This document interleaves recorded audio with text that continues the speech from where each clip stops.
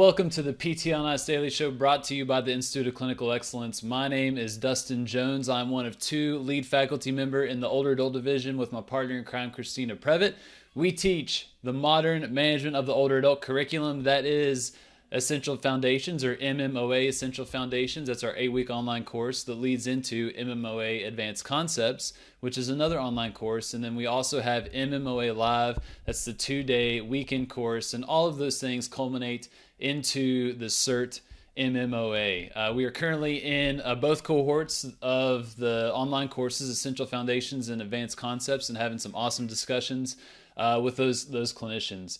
One thing that we hit on in Advanced Concepts is some different scenarios with many of the older adult patients that we may work with. One being heart failure. Heart failure is becoming more and more of a common diagnosis with many of our patients. So we hit on that hard in Advanced Concepts. I want to talk about the recent clinical practice guideline that was released earlier this year of how to manage individuals with heart failure. Notice I didn't say congestive heart failure or chronic heart failure because that is kind of not used as much anymore. A lot of the recommendations are going to heart failure or even heart dysfunction, which I think is a little more helpful from the patient side of things. I want to start off just with a little anecdotal story of something that happened to me recently and one of the people I'm working with, and then kind of go into the good stuff about this clinical practice guideline.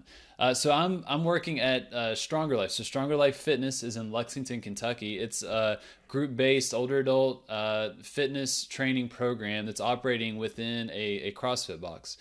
And we have this one woman, Mama Sue is what we call her, and she has been a lifelong exerciser, a very strong individual. I'm not that concerned about her in terms of her trajectory, functional trajectory. However, she started to develop some shortness of breath, and her performance was going down in some of the workouts that used to be easy for her. And so she was a little bit concerned, went and saw her primary care physician. She told her the symptoms and kind of what was going on, and she was having some blood pressure issues, and they changed some medications, and she continued to come to the gym, doing fine, had to just slow down a little bit, take a little bit longer rest periods, and wasn't able to keep up with a lot of the other people like she was before. She goes back to see her doctor, and her doctor says, well, Sue, you have congestive heart failure based on that primary care physician, that outpatient assessment. So there's no further diagnostic testing, just what was done within that particular visit, just standard vitals, and they did some blood lab values as well. And they told her she had congestive heart failure. The best part, or the worst part, is that they gave her this diagnosis over the phone, a voicemail. They left a voicemail saying, Mama Sue, you have congestive heart failure. Blah, blah, blah, blah. I gave some information that went completely over her head because she was in absolute shock, and that was it. And so they had a follow-up visit, I think 2 weeks later. And so what do you think Mama Sue and her daughter did immediately after that? They Googled congestive heart failure, and like you can imagine, not that much helpful information. I get an email saying Mama Sue is going to quit her gym membership because she has congestive heart failure and stop all physical activity because she doesn't want to make it worse. That is what she said. And so I had a conversation with her and her daughter of what we need to do. And a lot of what we need to do is based on this clinical practice guideline. So let's go through that. So this was released earlier this year. This is in the Journal of Physical Therapy. This is open access, so I will put a link in the description here. They break it down into the different types of heart failure, how it is categorized, whether it's categorized by structure or function. I'll let you all read that. That's very important to review and remember, but just know that a lot of the interventions of, or the recommendations of this paper revolve around systolic heart failure. So that functional category where there is issues with pumping blood out of the heart, whether you're going to see a reduced ejection fraction. So this is different than diastolic heart failure, where you're not going to see much of a difference or a reduction in that ejection fraction. But these interventions are for people that are showing a reduced ejection fraction or systolic heart failure. All right, so that's very important to consider with this CPG. And so at first they talk through kind of the pathophysiology. Then they give a very helpful breakdown of when we need to be more concerned with our patients, when we need to communicate with physicians, or when we need to stop, call 911, and also communicate with their primary care physician. They break it down kind of like a traffic light. We talk about the traffic light model in Essential Foundations in our live course in terms of exercise prescriptions. This is applicable as well. A green light, a yellow light, a red light in terms of working with folks with heart failure.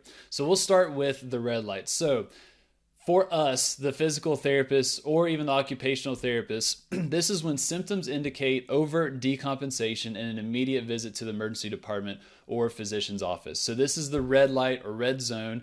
This is what you're looking for. Shortness of breath at rest, unrelieved chest pain, wheezing or chest tightness at rest, paroxysmal nocturnal dyspnea requiring to sit in a chair to sleep. They have to be more vertical.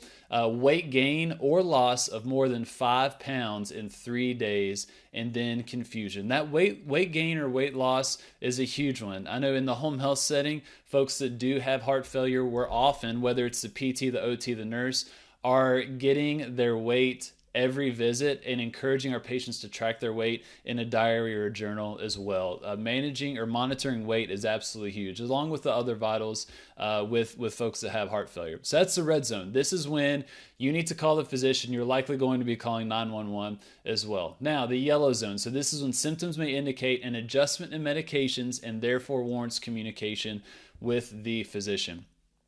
So yellow zone, yellow light, weight gain of 2 to 3 pounds in 24 hours, an increased cough, peripheral edema, increased distal extremity swelling, increase in shortness of breath with activity, and orthopnea, or an increase in the number of pillows needed. So this is when we're getting on the phone, calling the doc, and just telling them what's going on. They may adjust their medication, or they may say, hey, are they actually taking their medications as prescribed? If you're in the home health setting, you're already tracking that. But for folks that may not be as involved in medications, this is where you want to double check that they're actually taking them as prescribed, or they even have the medications filled. You can ask them, but in my experience, I take their response with a grain of salt, and I actually have them show me their medications and when they take it, because usually that does not match up with their self-report, at least in the home health arena. So that's the yellow zone. Green zone is you continue activity and therapy as tolerated. And so signs and symptoms here is no shortness of breath, no swelling, no weight gain, no chest pain, no decrease in your ability to maintain your activity levels. All right, so that I find that very helpful. That eases my nerves for sure when I'm working with someone with heart failure, of when to call, when should I continue to go, when should I continue to push my patients, that this traffic light can be helpful for you. So I'm going to make an associated infographic that's going to go out on the ICE and the Geros Health platforms that will have a good infographic of some of these things that I read off, because I know that can be a lot to remember reading it, but you'll be able to see these posts and infographics to remember that as well. So let's get on to the good stuff in terms of the key statements, the action statements. A lovely table that is also going to be turned into an infographic that will be published on the ICE and Geros Health platform, so you can reference these whenever you want to. But these are the key action statements from the CPG. I'm going to go through each of them and just kind of give practical application or some thoughts or considerations with some of this stuff. So first one that they speak to: physical therapists and other healthcare practitioners should advocate for increased total daily physical activity as an essential component of care in patients with stable heart failure. So stable, meaning kind of that grade 2 or 3. They go through these classifications in this paper, but these are people that are relatively stable and they have that reduced ejection fraction. These really apply to those folks. So increasing their total daily activity levels, whatever that may look like, whether it may be the general home health recommendation of, get up and walk every commercial, or do 5 sit-to-stands every commercial, or whenever your show changes. Whatever we can do to get these people moving more and more. What I found to be helpful is actually giving them goals, like step goals, if they have a smartphone that tracks that, or even a Fitbit. Measuring steps, counting steps is becoming a lot more feasible for a lot of folks, and we can leverage that to just increase the total daily activity levels.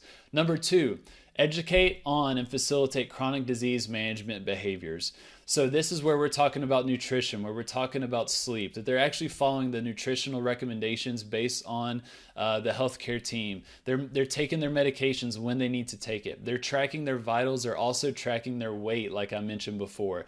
Tracking their weight is going to be very, very helpful to be able to gather or be able to identify any harmful trends that we may see.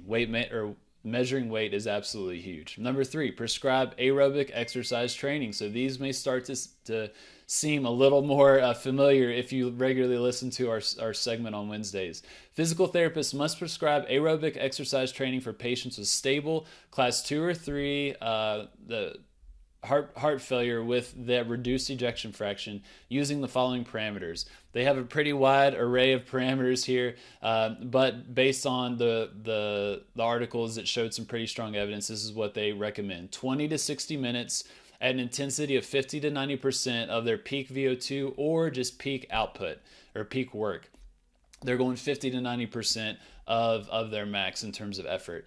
Do that 3 to 5 times a week. You do that for at least 8 to 12 weeks and you're going to see some type of improvement. So I'd say pretty typical with some of the standard guidelines that we would recommend, like the ACSM recommended guidelines. So nothing new, nothing groundbreaking there. They also recommend to prescribe high intensity interval training. And this was very interesting to see in this CPG. Physical therapists should prescribe high intensity interval exercise training in selected patients that have that stable heart failure using the following parameters. So they recommended a time of around 35 minutes. The longer you went, it seemed to benefit some. The intensity needs to be high, 90 to 95% of their peak VO2 or just peak work capacity. Then they do that frequency 2 to 3 times a week for at least 8 to 12 weeks. Typically in the research, you're going to see treadmills or cycle ergometers or new steps that are leveraging high intensity interval training. There was some good discussion in this paper of adherence. Of some of these programs will do 4 minutes of hard work and 3 minutes of rest, for example, and they're going for 35 minutes or longer. If you've ever done high intensity interval training and you hear 4 minutes at a high output and you have 3 minutes of rest for that long a period of time, that sounds miserable. And I've found that to be the case whenever I've used this with many of my patients, whether or not they have heart failure. But that can be rather challenging, especially for people that may be new to pushing themselves or exercising. And so they did recommend you can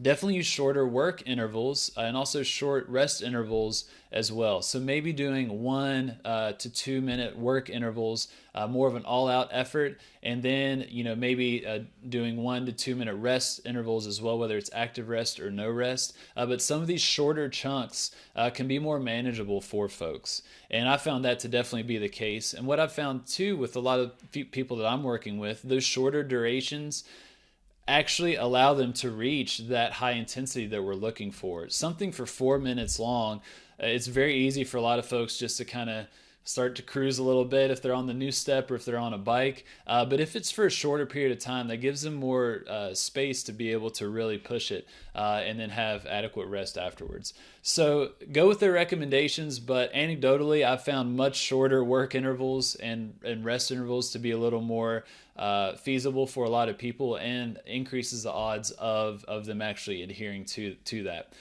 The timing can be difficult for many older adults. That's why if they have a smartphone, I'll download the SmartWatt app, which is a timer where you can set up work and rest intervals. And I'll typically set that up at a visit for them and say, all right, when you do this on your own, open this app, hit start, and it's already there so they can go ahead and get after it. So leveraging some of those timing apps can be helpful in this department. Now, let's keep on going. Prescribe upper and lower body resistance training. This is nothing new to you all that listen to this podcast. Physical therapists should prescribe resistance training exercise for upper and lower body major muscle groups for patients with that stable heart failure using the following parameters: 2 to 3 sets per muscle group, 60 to 80% of their 1 rep max, so a pretty solid percentage of their 1 rep max to develop strength, 45 to 60 minute per sessions 3 times per week. Nothing new there. We talk about that a lot, but strength training is going to be helpful for these folks who want to leverage big muscle groups. So some of these total body functional movements, a lot of things that we practice and preach on this podcast and in our courses. Now, some of the research on prescribing combined aerobic and resistance training has pretty strong moderately strong evidence to support it, and that made it in these key action statements as well. Combine 20 to 30 minutes of aerobic training with 20 to 30 minutes of resistance training. 2 to 3 sets per major muscle group, 60 to 80% of that 1 rep max, 3 times per week. So we can combine those two, the aerobic and the resistance piece. That's going to make our sessions a whole lot more efficient as well. So there is evidence for that for folks with heart failure. Now, inspiratory muscle training. So this is something where you may have something like an inspirometer or something like the Power Breathe. I haven't had my hands on one of the Power Breathe's products, but I've heard some really good things in terms of that inspiratory muscle training. There's pretty strong evidence to support that as well. So what they recommend is 30 minutes per day at 30% or over 30% of their maximal inspiratory pressure for at least 8 to 12 weeks. And they recommend that this is done at least 5 to 7 times per day.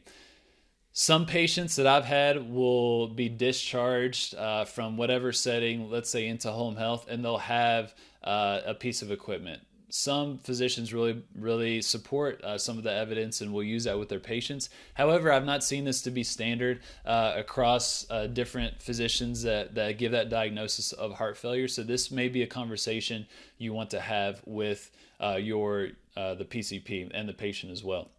There's also evidence in combining aerobic exercise training with this inspiratory muscle training.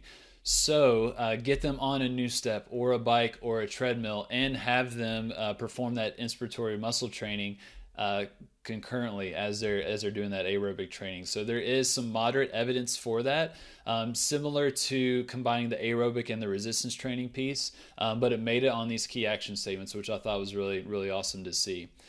Last but not least is prescribed neuromuscular electrical stimulation to build strength, and pretty strong evidence for that with folks with stable heart failure. So big things that I walk away with is knowing when it is safe to push my folks, when I do need to call the physician, and when I just need to stop. What are those signs of decompensation and it's more of an emergent situation? That traffic light is going to be helpful. I mentioned that at the beginning. There's also going to be an infographic that you all can reference as well. In terms of the key action statements, I really enjoyed the variety that we have with these folks, that many of the things that we know are going to improve many human beings, resistance training, aerobic training, high intensity interval training, we can leverage that. We can combine these with these folks. We just need to be monitoring them, monitoring their vitals, continuing to get their RPE, checking in if they have any symptoms that are changing or elevating with activity, and we can safely, give them a solid session that's going to improve their functional capacity. And then also leveraging some of that inspiratory muscle training, something that I've not necessarily leveraged with many of my patients, because many of the patients that I've worked with that have heart failure haven't been given that piece of equipment, but the evidence for that is rising, and something like Power Breathe could be very useful for folks to do that inspiratory muscle training as you're doing some of these other activities like aerobic exercise training. So that is the clinical practice guideline for heart failure. A link to that paper will be in the description. Also be on the lookout for the infographics that kind of review those key action statements, as well as the traffic light, that red, yellow, green zone of what to do if you're seeing particular signs and symptoms. So that's all I got for y'all. I appreciate it. Hope you all are doing well amidst this crazy time. I know a lot of areas are starting to see kind of reversal of that trend. So that's good to see. So you all continue to take care of yourselves, take care of the ones around you, continue to practice social distancing, and I will talk with y'all soon.